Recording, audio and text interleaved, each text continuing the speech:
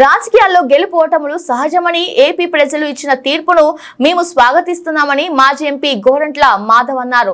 అనంతపురం జిల్లా వైసీపీ కార్యాలయంలో ఆయన మీడియాతో మాట్లాడుతూ ప్రజలు ఇచ్చిన తీర్పును శిరస్సు వహిస్తామన్నారు. మా ప్రాణాలు అడ్డుపెట్టి ఆయన పార్టీని కార్యకర్తల్ని కాపాడుకుంటామని మాధవ్ స్పష్టం చేశారు.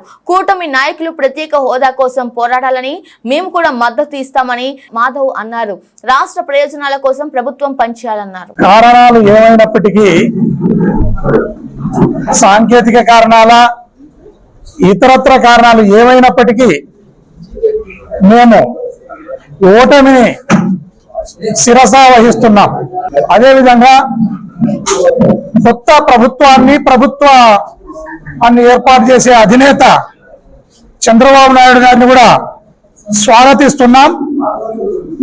వారి మంత్రివర్గంలోకి ఎవరెవరినైతే తీసుకుంటున్నారో వారందరికి కూడా అడ్వాన్స్ గా కంగ్రాచులేషన్స్ తెలియజేస్తూ మరొకసారి వారిని అందరినీ కూడా స్వాగతిస్తున్నాం. దయచేసి ఇప్పటికైనా ఎవరైతే లీడర్లు ఉన్నారో తెలుగుదేశం పార్టీలో వాళ్ళందరూ కూడా వాళ్ళ కార్యకర్తలకు కానీ వాళ్ళ అభిమానులకు కానీ చెప్పుకొని వారు కంట్రోల్ చేసుకోవాలి.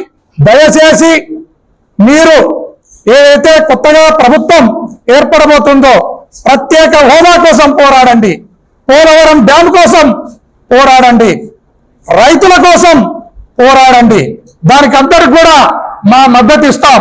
మీరు దయచేసి తెలుగుదేశం పార్టీ లీడర్లు కానీ ఇప్పుడు గెలిచిన ఎంపీలు కానీ ఎమ్మెల్యేలు కానీ దానిపైన ప్రత్యేకమైన శ్రద్ధ పెట్టాలి.